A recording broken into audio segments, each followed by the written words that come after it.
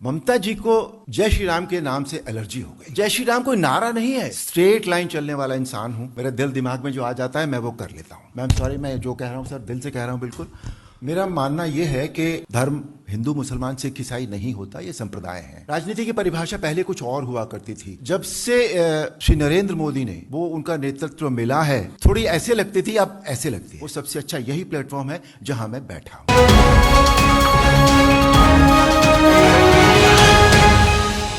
मेरा मानना यह है कि हर काम का, हर बात का एक समय निर्धारित होता है और वो निर्धारण वो करता है। आपके प्रश्न का पूरा उत्तर यही है। लेकिन कई बार कुछ परिस्थितियां इस तरह से बनती हैं जिसे हम कहते हैं कि काल, समय और परिस्थिति, उसके अनुसार जो व्यक्ति अपना कर्तव्य करता है उसी को उस व्यक्ति का धर्म कहा जाता है। धर्म हिंदू मुसलमान सिख ईसाई नहीं होता, ये संप्रदाय है।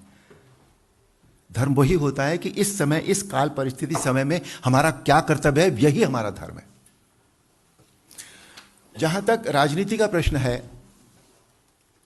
राजनीति की परिभाषा पहले कुछ और हुआ करती थी भारतीय जनता पार्टी के आने से पहले। मेरे हिसाब से राजनीति को मैं बहुत स्टेटस की चीज नहीं मानता था। मैम सॉरी, मैं जो कह रहा हूं सर दिल से कह रहा हूं बिल्कुल, कि मुझे बहुत नहीं समझ में आती थी ये बात। लेकिन जब से श्री नरेंद्र मोदी ने वो उनका नेतृत्व मिला है और उन्होंने इस देश को संभाला है, जब से, तब से जो परिभाषाएं बदली हैं राजनेताओं की, राजनीतिक पार्टियों की, उनके आचार विचार, उनके कर्मों की, उनकी सोच की, उनके प्रेजेंटेशन की, उनके प्रोजेक्शन की, उससे ये सारी परिभाषाएं बदल गई हैं। तो इसलिए अब वो बात जो पहले थोड़ी ऐसे लगती थी, अब ऐसे लगती है। तो ये है राजनीति अब। और मैं, जिसे अगर सभी सही शब्दों में पहले राजनीति कहा जाता था, वो मुझे आती नहीं है। मैं आपको सच बताऊं, मैं एक बहुत स्ट्रेट लाइन चलने वाला इंसान हूं। मेरे दिल दिमाग में जो आ जाता है मैं वो कर लेता हूं। और मैं यहां राजनीति के लिहाज से नहीं हूं, मैं यहां अपनी कर्तव्य नीति के लिहाज से हूं।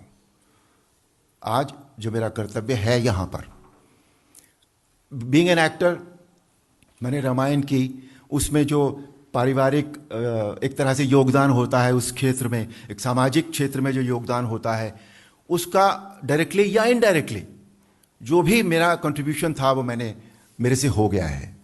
मैंने नहीं किया है, कराया तो उसने था, पर मेरे से हो गया है वो। अब जो राष्ट्र सेवा की बात है या राष्ट्र निर्माण की बात है, उसमें जो मैं जरूर अपना जो बिट है मेरा कंट्रीब्यूशन का, वो मैं जरूर देना चाहूंगा।